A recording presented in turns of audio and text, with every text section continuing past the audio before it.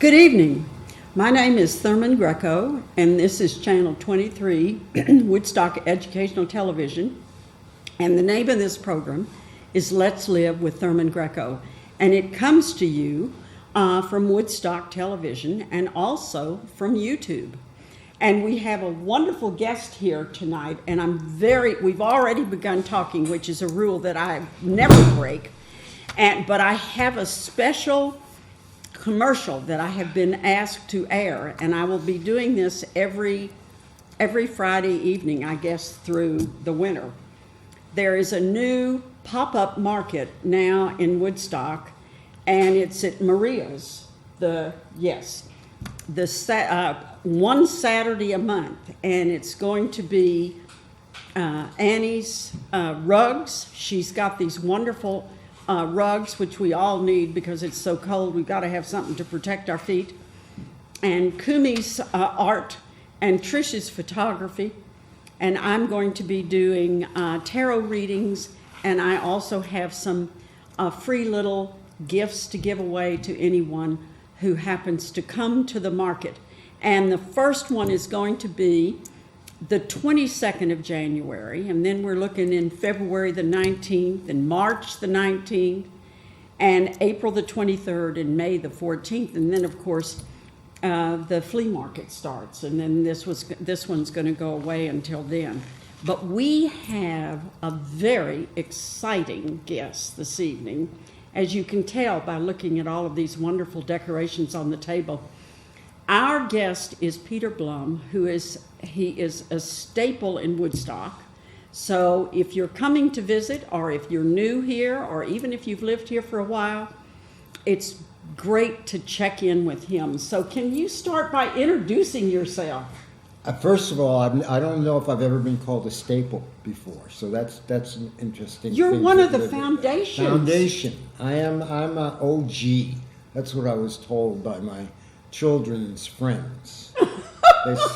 Your dad's OG, and I didn't know what that meant. I had to go back and check on my rap terminology. It means old gangster.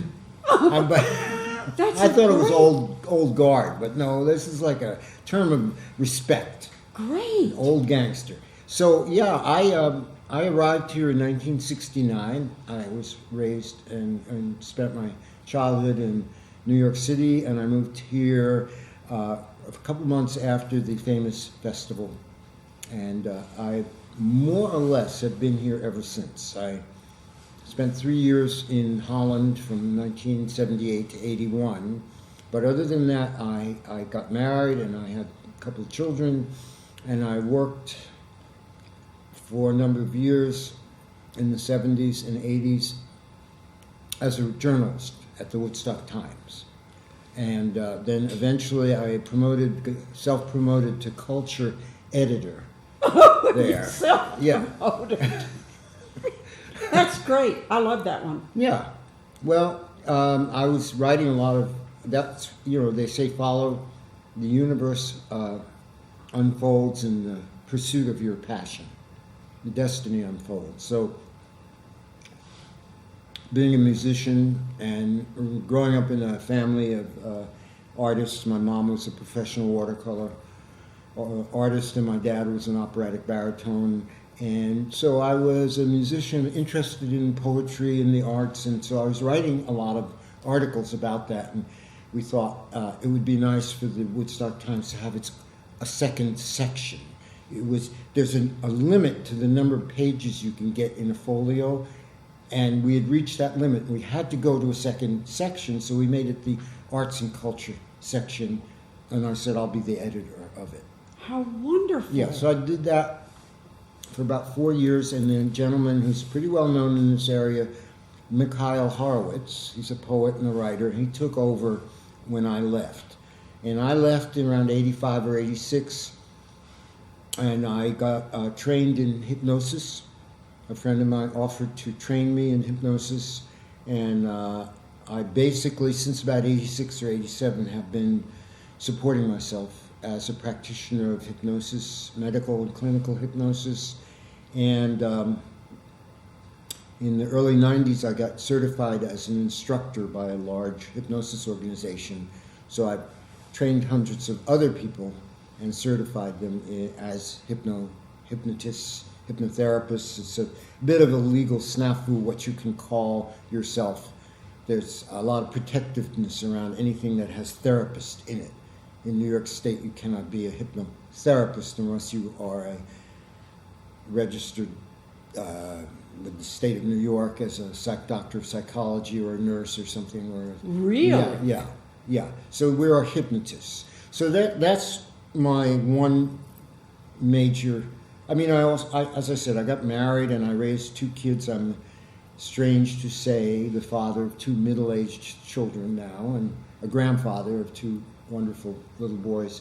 But along the way, my life interest developed there and also here, which is I brought some of my tools that I use in the world of sound healing, which it's now called.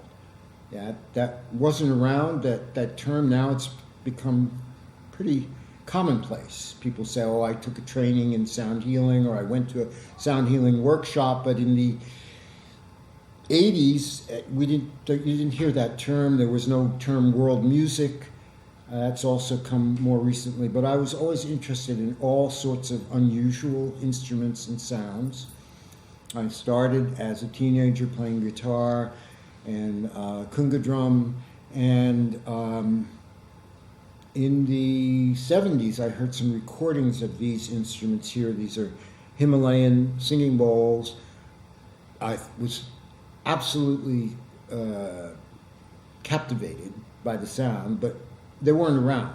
You couldn't find them. And then when a dear friend, Eric Homeland, moved his shop up from the East Village to Woodstock, Dharmaware, and he was importing these from Nepal.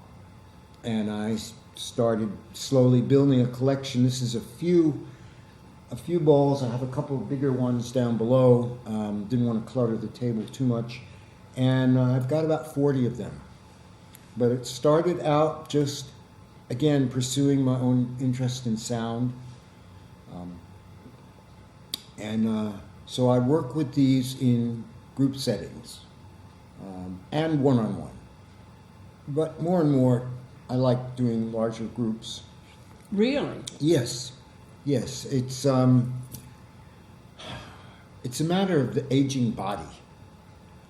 That's interesting. Yeah.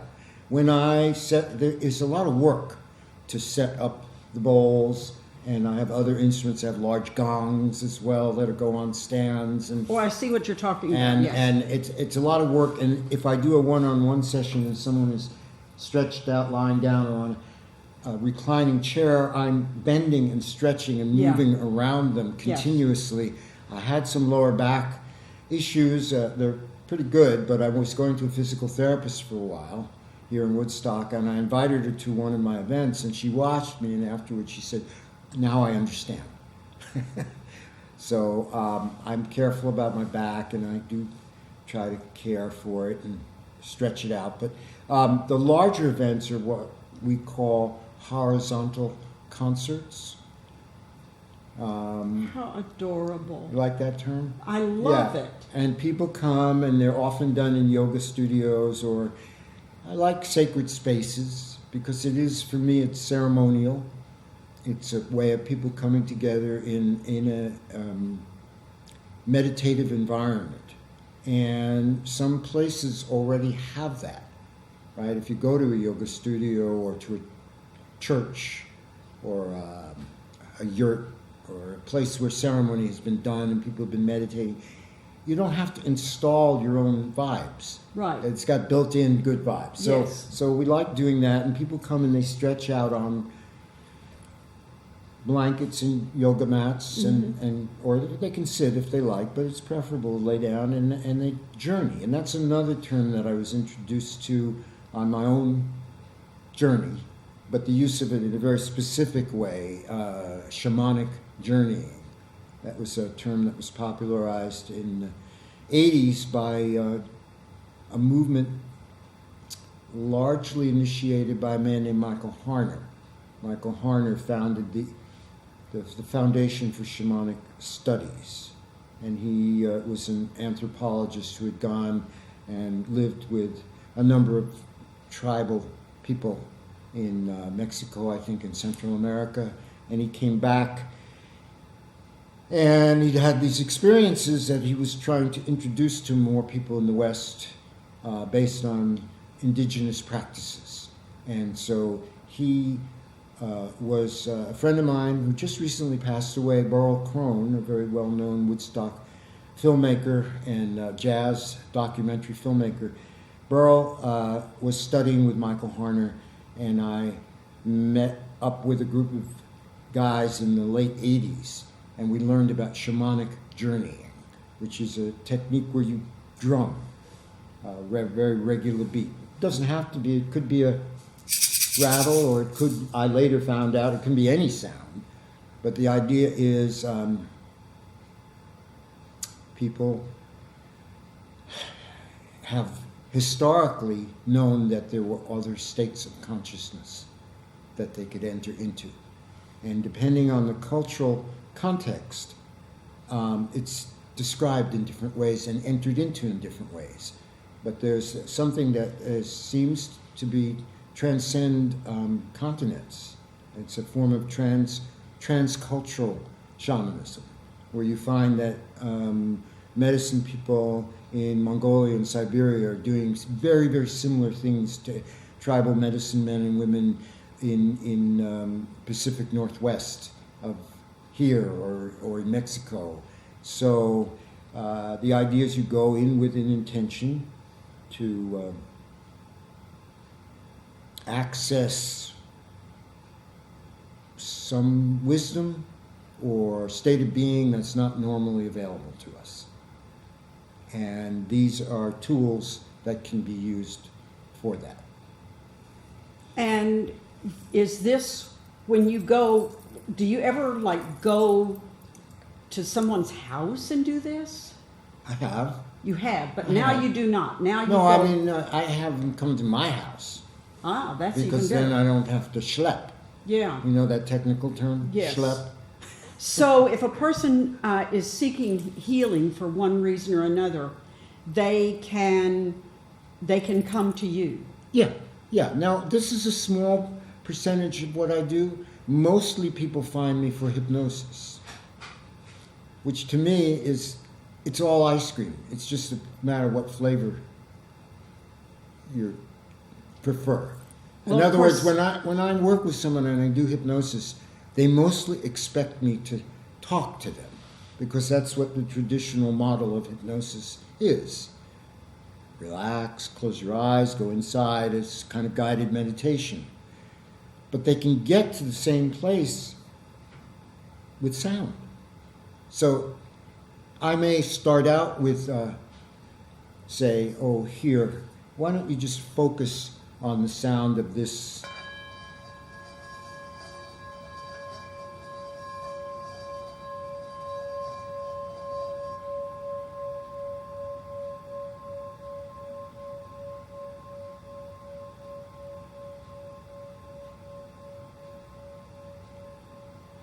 And anything that captures the attention like that. So when I teach hypnosis, I talk about that almost every induction is based on the fixation of attention in some way or another. So people will say, stare at a spot on the wall, or stare at a candle flame, or stare at a spinning disc, or look into my eyes. Those are visual fixation of attention. Yeah, but this, see, these are ancient. This is modern. It works just as well.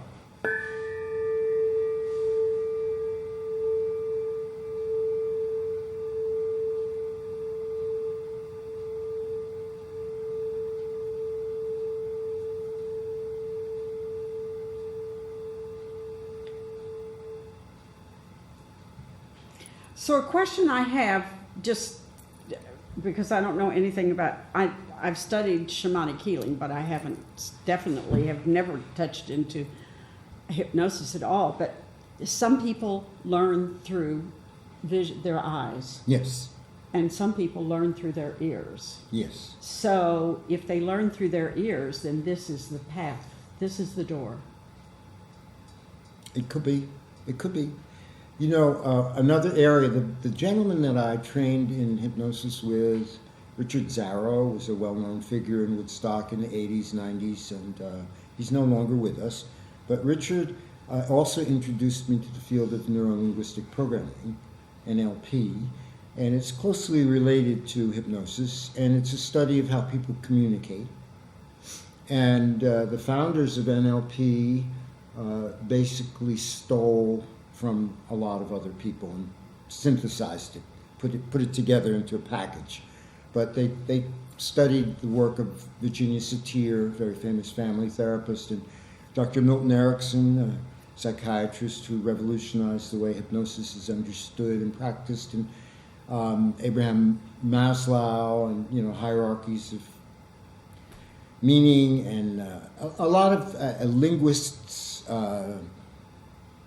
S.I. Hayakawa and Count Alfred Korzybski. And they drew from all these sources and they put it into a package and they called it neurolinguistic programming. One of the things that they identified is that people have a primary representational system.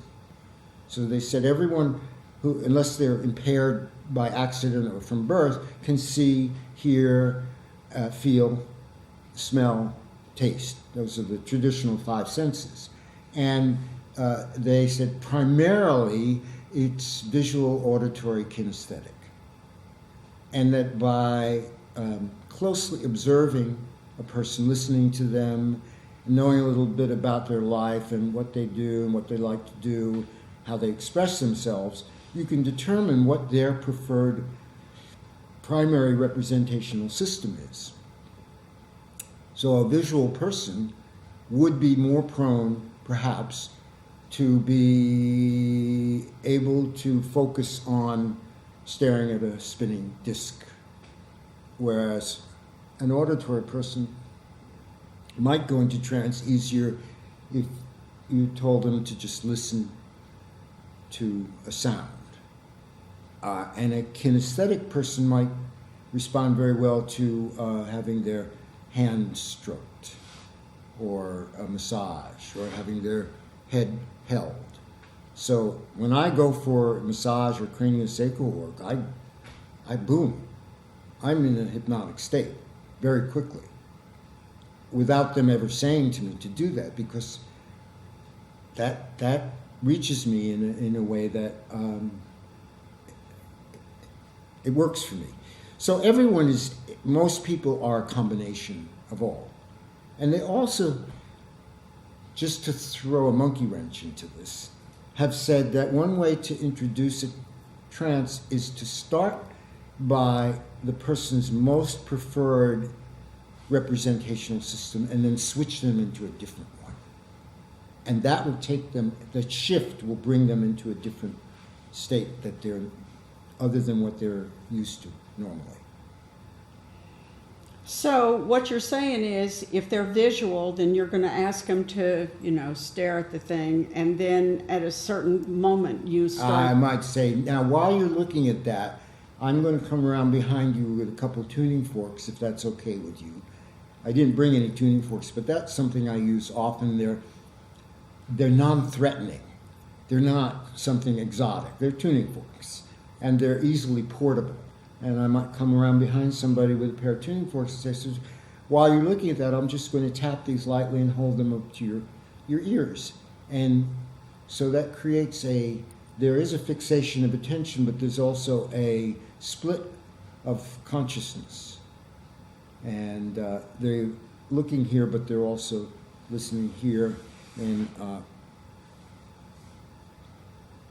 another way to create a hypnotic state, and one of my favorites, is the use of confusion. Can you explain that? I could, but it would probably be too confusing. Well, All okay. right. So, Dr. Erickson, who I never met him. He died in 1985, or 1980 rather, and I didn't find out about hypnosis till a couple of years later. But I read a lot of what he wrote, and I studied with people who had worked and studied with him. So I feel I'm sort of in that lineage. And he said, of all the different induction techniques that he used, confusion was probably the one he used the most often. And he said, because confusion is actually a blessed state of mind. Really? Yes. Not to throw, not, how shall I say this? It's, there's a very famous book, perhaps you're aware of, called Zen Mind, Beginner's Mind by Suzuki Roshi. And he was a gentleman, one of the people who brought Zen to the West. And he said, Zen, in the expert's mind, there's very little room for learning because they know everything. So in the beginner's mind, it's possible to take in new learnings. When we are confused, there's it sort of stops the wheels. There's a search for meaning. We want to make sense out of things. So a lot of times people are so stuck in their loops that a good medicine person will do something very surprising or unexpected to kind of a little bit of shock, a little disorientation. Not in a mean way, not in a way to hurt or frighten, but just that the person... My friend Michael Elner, who also has passed away, so many people I'm referring to, and this one's dead and that one's dead, but that's what happens after a while, right? It is what it is. Yeah, we're the ones that are still surviving. But my friend Michael Elner and I put together a workshop. We did it at a number of hypnosis conferences, and we called it, What? What? What? Because there's that sort of double take when somebody says something and you go, what? And then you realize you don't have the foggiest idea what they were talking about. And there's a kind of slight double take. And you go, what? What? And so if at that moment there's room for a new idea to be introduced. So what you're telling me is when the person gets thoroughly confused, that's when you add a new idea? That's when you might ask them a question that will initiate an internal search. So they're at the door. That's right. And when you ask the question, they come in. They can. They have that opportunity. They,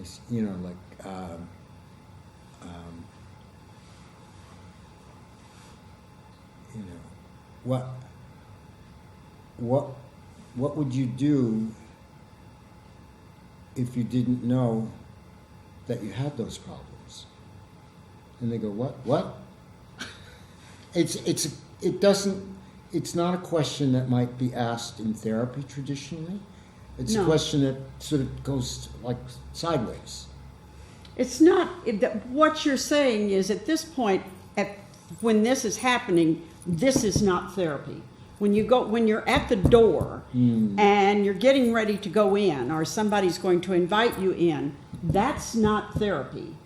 That's kind of like maybe an adventure. Yeah, I like adventures.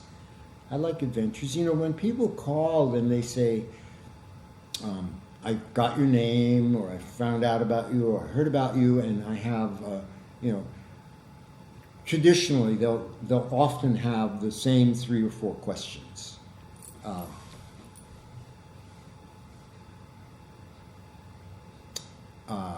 How long does it take? And you probably experience this when people contact you about the forms of healing you do. How long does it take? How much does it cost? And does it really work? Very interesting. And I'll say, well, I don't know how long our relationship will last. It started now.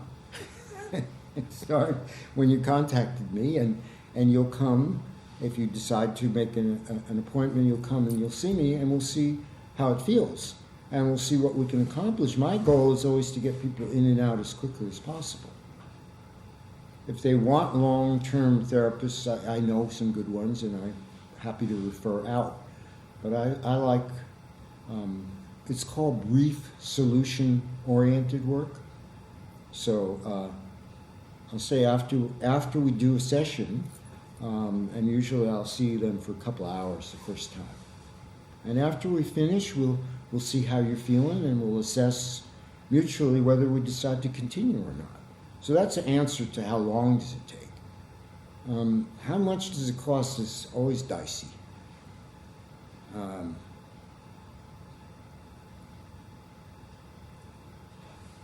I have a suggested donation. Oh, that's wonderful. So if people have that, then that's what they pay. And if I sense a little bit of a, I'll say, well, whatever you can comfortably afford is okay. So I've never turned anyone away for lack of ability to pay. It seems to work out. And the third question, does it really work? I'll say there is no it.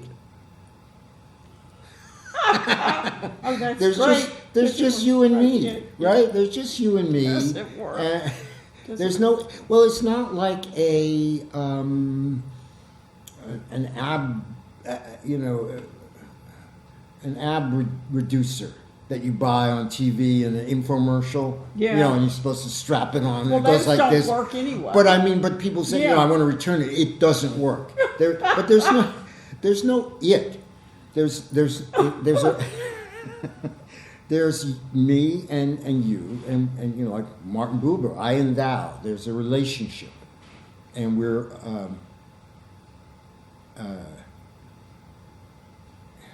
I'm fond of stories, Nasruddin stories. You know Nasruddin? Oh my dear. We have been swimming in two totally different ponds. Oh, apparently so, because I see you. Yes, I know, but somewhere they're connected by an underground stream, I'm sure, right? Absolutely. Yeah. So Mullah Nasruddin, I love stories and I collect stories, and Mullah Nasruddin is a semi-mythical character from the Persian Sufi world, Muslim, and Mullah is a term, an honorific, like reverend. And Nasruddin, there's some collected books of short stories about him. One of them is called The Wisdom of the Idiots, because he was a very holy, revered man who was also kind of like a holy fool, the archetype of a holy fool. So there's one story that I like to tell often before I start teaching a group of people, and it has to do with Nasruddin out walking late at night,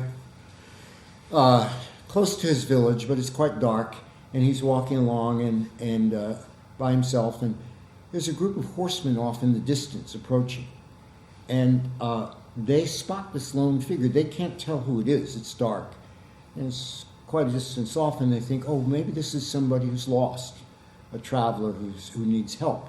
And Nasruddin sees these horses approaching, and he starts thinking, uh-oh, it's late at night. Maybe this is a band of highway robbers. And he starts walking faster to get away from them. And as they're approaching, he starts running, and they think, oh, well, maybe this isn't someone who's lost or needs help, but maybe this is, in fact, a thief or a scoundrel or an escaped prisoner. And so they urge their horses on faster. And, it sort of becomes a little bit of a comedy. And Nasruddin thinks they're after him, and they think he's, they don't know who's who. And he runs through the woods, and they're following him. And he comes upon a cemetery, and there's a freshly dug grave, and he throws himself into it, thinking that he can hide. And they come up, and they shine their light, and they see there's the holy man from their village. And they say, Mullah Nasruddin, what are you doing there? And he pulls his cloak around himself, attempting to maintain a shred of his dignity. And he says, well, things are not always what they appear to be. I am here because of you, and you are here because of me. So that's true. When somebody finds us for whether it's to come to a concert, I announce I'm going to do a sound healing, a sound bath, and people show up. Or I'm teaching, or I'm doing a one-on-one session. I say, well, I'm here because of you, but you're here because of me. We have this relationship that we created each other so that we could do this thing together. It wouldn't work if either one of us was missing. That is a Do you like that story? truly beautiful story. Good. That is truly so. It fits so into life, into our daily life. Yes. Yeah. Like how do people find you? How do they find you? Beats the hell out of me. You don't know, right? Yeah. Well, if you believe in karma, which I do, and karmic contracts, and this is all, I'll often say to people when I meet them, what's your BS? Excuse me?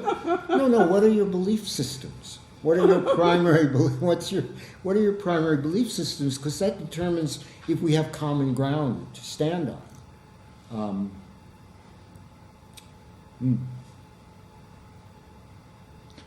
How about a musical interlude? Okay. All right. Let's do it. All right. So this is a turtle. It's a turtle ocarina. And these are very ancient.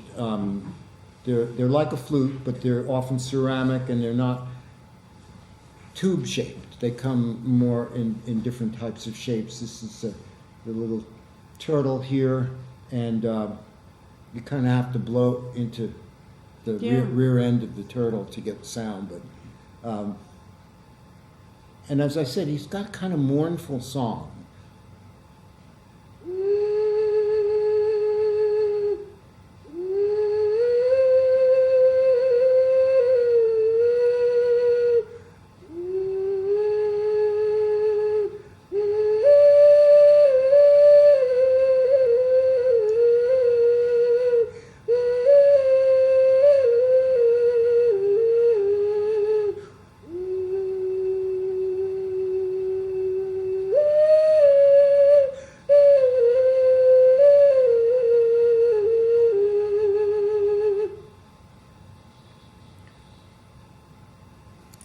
Well, he's beautiful. Nice. So, what sound and music can do is immediately shift the energy. Absolutely. Right? Something changed in the room from that playing of that. And, yes. One of the people that I was influenced by, I was running around with in the early 90s, who was combining, he was the first person I met who was combining hypnosis and NLP with sweat lodges and drumming for hours and high and low ropes courses, adventure-based learning. And he always had a little panpipe or a little rattle or drum with him, always. And he said, a shaman always has some kind of sound-making tool with them. That's part of their repertoire, part of what they do. So, what else? What would you like to talk about? Well, I am sort of, and I want to talk about whatever you want to talk about, because you're here because Karen White told me that you do these things. And of course, I've studied several different kinds of things, but I've never, my only connection to this is, playing a CD during a Reiki session. I mean, that's about as close as I've ever gotten to this. And then, of course, NLP has been a total confusion point for me. Really? For years. Oh, that's too bad. I mean, maybe it's okay if we say that your confusion can lead to enlightenment, but what was confusing about it? Well, I became exposed to NLP in the Washington, D.C. metro area in the 80s and 90s. And I guess I just never was able to find a teacher, and I never was able to find a practitioner who was anything but insulting. Okay, well, And I couldn't. that's understandable. Good, because I never did understand it, and I couldn't understand. I mean, of course, There's a lot of egos out there. There's a lot of people who are masters of the universe and master practitioners, and you know, it has a reputation in some circles of being manipulative,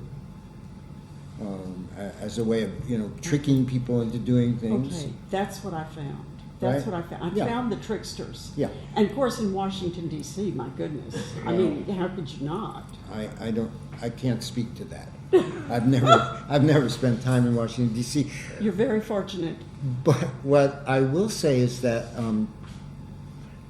Richard Bandler, who was kind of a scoundrel, and kind of, you know, maybe muddied the waters a bit, but John Grinder and Richard Bandler are largely credited as the two men who put together this synthesis of stuff from Gregory Bateson and Piaget and Erickson and Satir and all these other people, and Fritz Perls, you know, Gestalt therapy.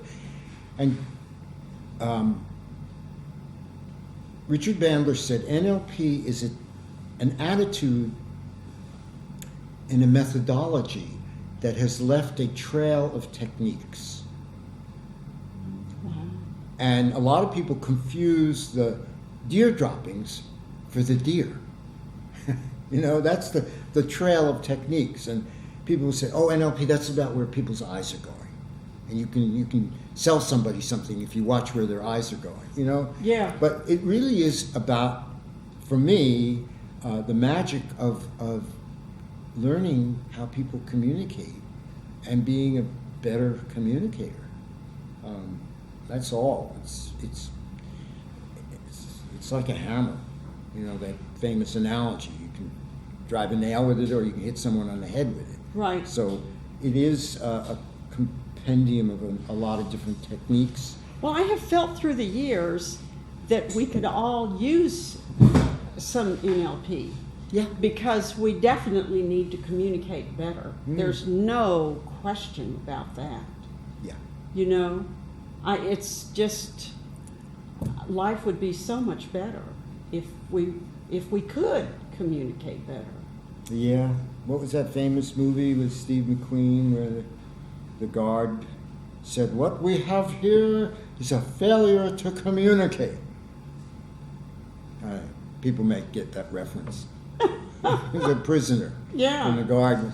I wanted to also show you another thing. I'm just going to get up for a second here and Yes. bring over this lovely item here, which is a rain stick. And I find that, you know, if you trace the roots of music, I believe all music came originally from our attempts to imitate or make sounds that early humans, proto-humans, heard in nature. Right. So,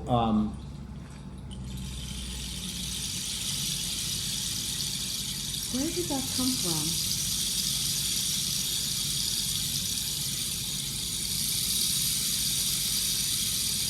I believe it came from South or Central America.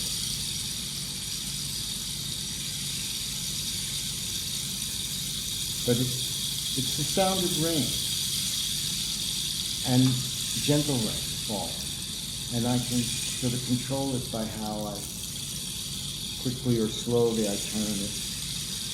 And it can be a heavier rain or a little gentle trickle. But it's a very core sound for a lot of people, right? It's a sound, and it's just got a lot of little pebbles in there, and these are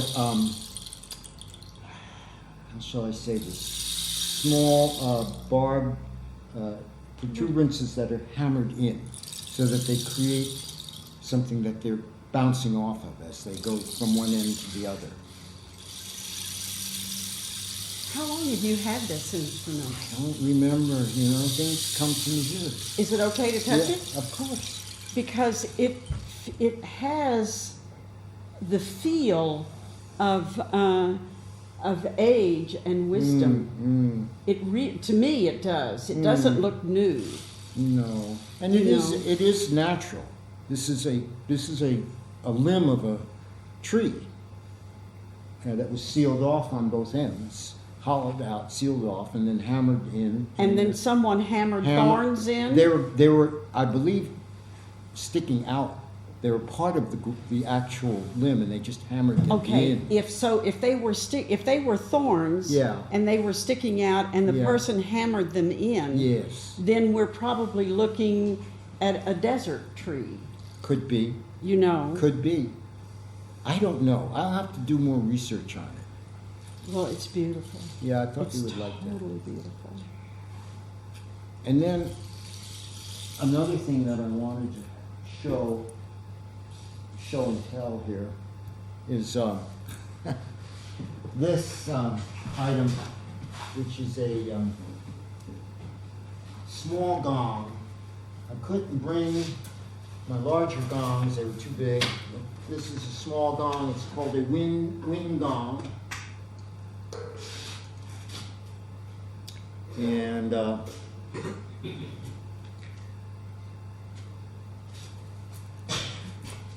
this is the sound it makes.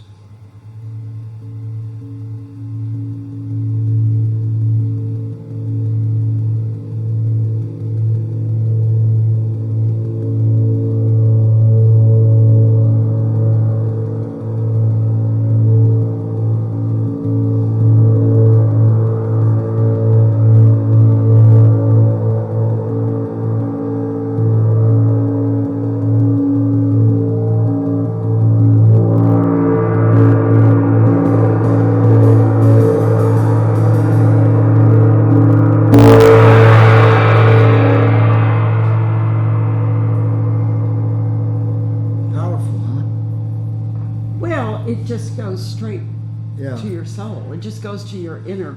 And so if you give a concert, yes, and you have this and plus a whole bunch of other pieces, yes, then is that ever overwhelming to people? I hope not. I mean, is overwhelming negative in that, the way you use it? Is it something that would be uncomfortable? I have no idea. I mean, you kind of want to overwhelm the conscious mind. Sometimes people want that. Yes. And other times, they're a little afraid of that. Yeah. But nevertheless, there's a lot of power. I mean, there's power in this, and then you throw in another couple dozen of those. Right. And you've got quite a... Well, for me, the first thing before anything is you need to establish a safe environment. You need for people to feel comfortable and safe. Whether I'm doing hypnosis or drumming for them for shamanic journeying, or playing bowls or the gongs, there may be unusual sounds. Okay. There may be. Yes, go ahead. I guess the question I'm asking is, do you ever or does a person, do you ever do this? Do you ever schedule a concert where you rent space, or somebody offers you space for an evening or whatever, and you set up the stage and you get all these different instruments, and people come in and sit down, or they lay down and they listen to that? Yeah. And they just show up because you're there? And they're not thinking of therapy so much? Oh, right. Oh, I don't think of therapy, I don't use that word in the context of the sound immersions. They're an experience. You use the word adventure. They're an adventure, they're an experience, they're a bath. They're often called a sound bath. So the idea of just coming and bathing in vibration. And as I said, the foundation of it needs to be, this is a safe place. This is a place where you're in a welcoming, warm. Listen, we need a safe place. I know. Desperately. I know. Desperately. So. And people will say, well, what do you do if somebody starts to, freak out or have a negative response? I see there are these forums on Facebook for, novices, and they have all these questions, and I say, it's never happened to me. I've done hundreds of these over the years. Never had anybody come up and say to me, God, I have a terrible headache after listening to this, or I had a panic attack, and it just doesn't happen. Maybe I should knock on wood when I say it. I'm lucky, but no. I mean, the idea is, people who love classical music would go to a string quartet concert, right, at the Maverick. Nobody there would say, "Oh my God, I had a terrible vision of a past life in the middle of it." That just doesn't happen. But people think because this is metaphysical, that something doesn't. No, it's just intended to be at the very least, a pleasant experience. At best, people have healings. Healing happens, right? Healing. What we can do is create a situation where it can happen. And that's what this does. I think so. So, I have this one bowl that is my absolute favorite bowl, and I would be remiss if I didn't play it. Ooh. Yeah. So.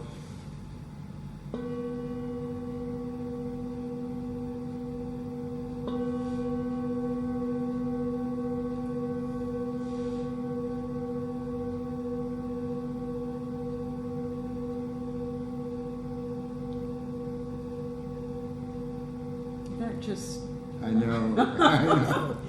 Yeah, it's a beauty. And people feel that. And during a sound bath, which I don't always do alone, I'll often work with 2 or 3 other musicians. And that's great. And we'll walk among people who are laying down and bring small instruments. I can walk with this, I can even walk with the gong around, and it moves in space, and as it moves, the sound moves, and people are touched by sound. Sound affects people very profoundly. And in the early days of psychedelics, Tim Leary, who was a notorious Harvard professor who went AWOL, used to talk about set and setting, how important that was. It wasn't just taking the pill. It was, what is the situation that you're in? Are you in a safe, sacred place? Are you in a magical place? Are you in a spot in nature? And what is your mindset? So that's very important when, in any of this work, whether it's hypnosis or ceremony of any kind, sound work, the setting. And one of the things that has really kind of captivated me is these bowls, each one appears to have its own psyche. Yeah, I know. My good friend teases me. He says, do they have names? Have you named them? Right. And I'm absolutely. like, well, no, but they have personalities. And I know, even amongst my 35, 40 bowls, I know who's who. and what their relationship is to the others. And it's interesting because it's not a tempered scale. These are not. People say, "What note is that?" What it's not. No, no, they're no, all no, they're no. they're from a different No, universe, no, different there's- cosmos, right? There's Yeah. for me, that is kind of, that's kind of a biggie, and I think it's maybe, I don't know why that's come forth with these, and I see now why I really haven't been exposed to a lot of these things, and if I were to go into a store, I'm not sure that I could, you know, it's like you got to get to know it. Yes, yes. So each bowl can be played separately, right? But then you have the combined effect when you do.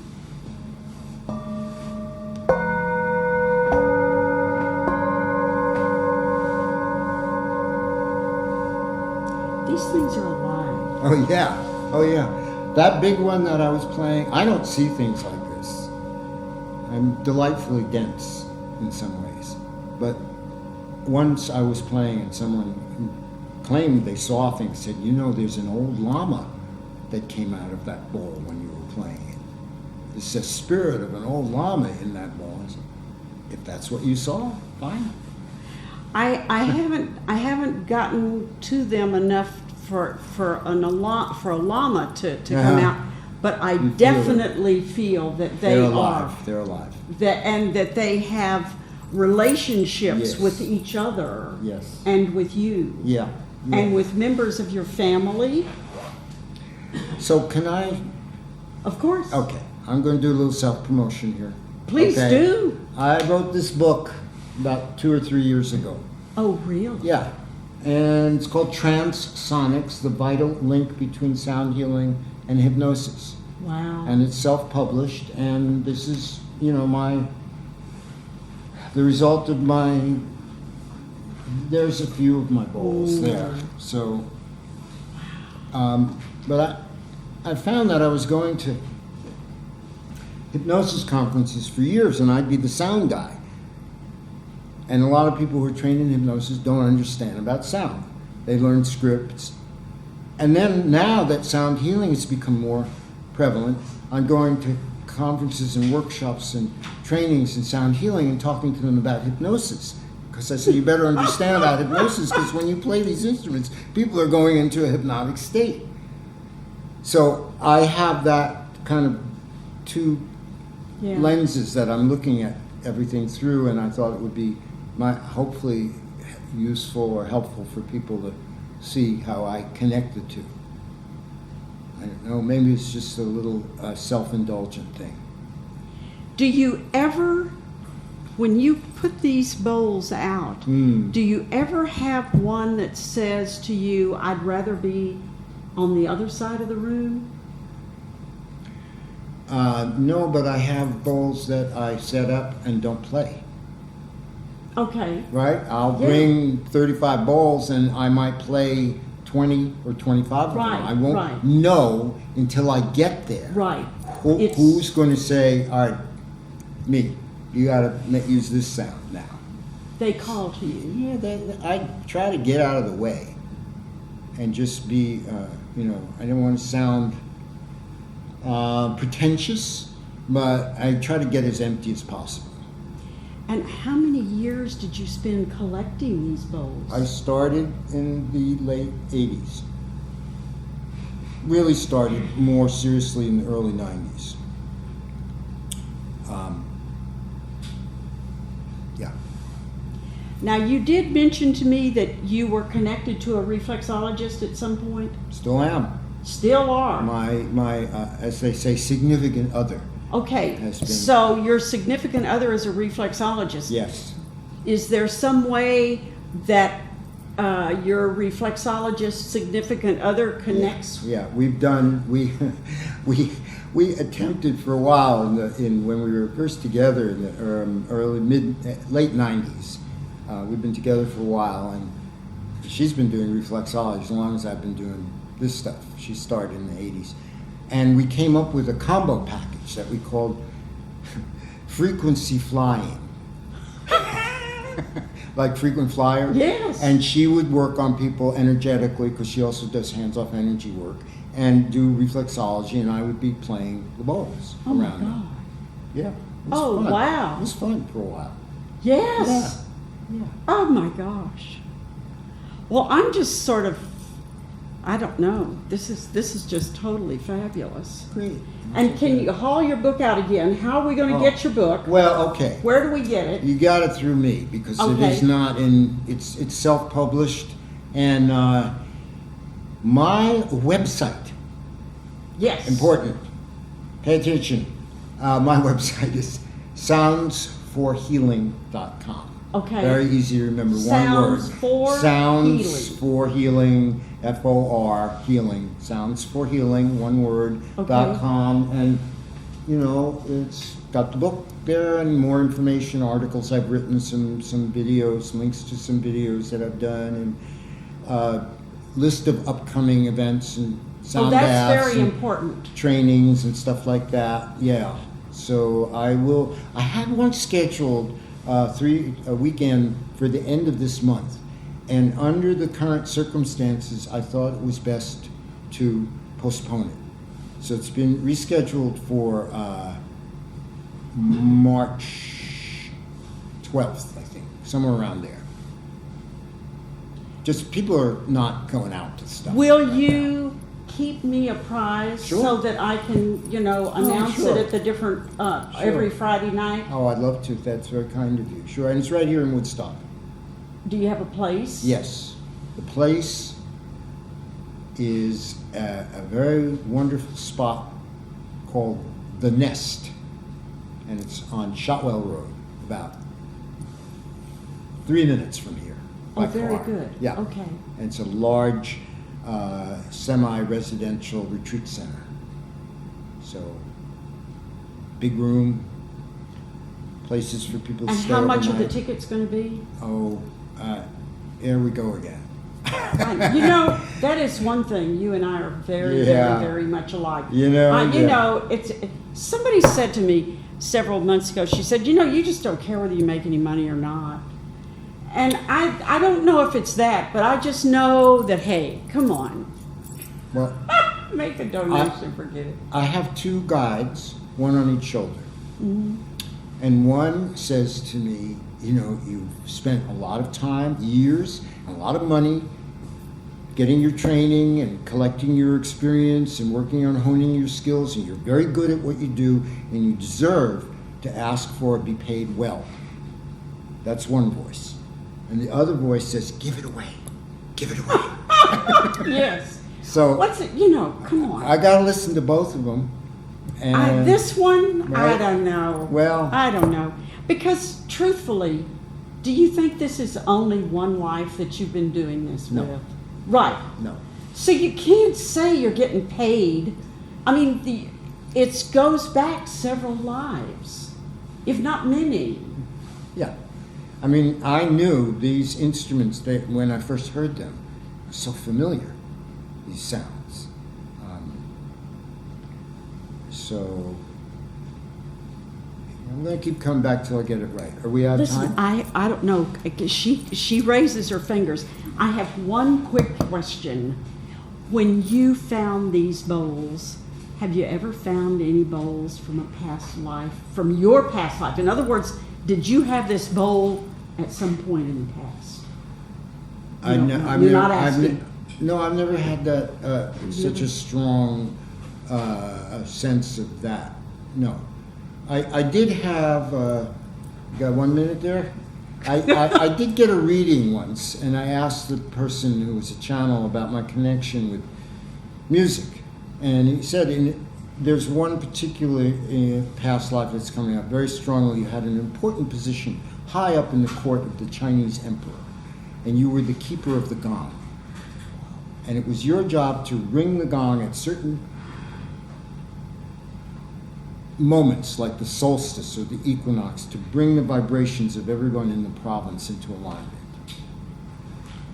So take that for whatever Hey, you that's want. okay. you I'll know? take it. I'll Yeah. take it. Listen, if we've got one moment, Peter Blum, tell us your website again. forhealing.com. I also have a Facebook page. You can find me there.